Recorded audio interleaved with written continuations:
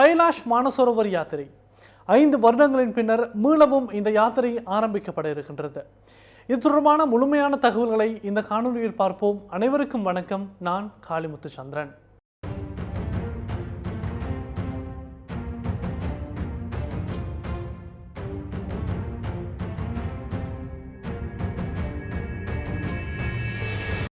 இந்துக்களால் மேற்கொள்ளப்படும் புனித யாத்திரைகளில் ஒன்றாக கைலாஷ் மானசரோவர் யாத்திரை திகழ்கின்றது.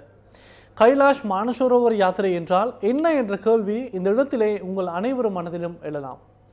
சைவ மக்களின் முழுமுதற் கடவுளாக போற்றப்படும் சிவபெருமானின் இருப்பிடமாக கருதப்படும் கைலாச மலைக்கும் மானசரோவர் ஏரிக்கும் மேற்கொள்ளப்படும் புனித யாத்திரையே கைலாஷ் மானசரோவர் யாத்திரையாக கருதப்படுகின்றது.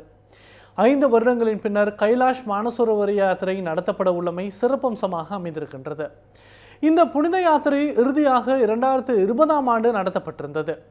உலகளாவிய ரீதியில் வியாபித்திருந்த கோவிட் நெருக்கடி மற்றும் இந்தியாவுக்கும் சீனாவுக்கும் இடையிலான எல்லை பிரச்சினை உள்ளிட்ட காரணங்களால் இந்த புனித யாத்திரை கடந்த 5 வருடங்களாக நடத்தப்படவில்லை.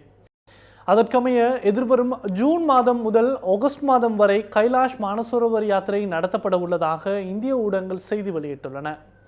15 பிரிவுகளாக 750 யாத்ரீகர்கள் மானசரோவர் யாத்திரைக்கு அழைத்து செல்லப்பட உள்ளதாக இந்திய வெளிவிவகார அமைச்சு அறிவித்திருக்கின்றது.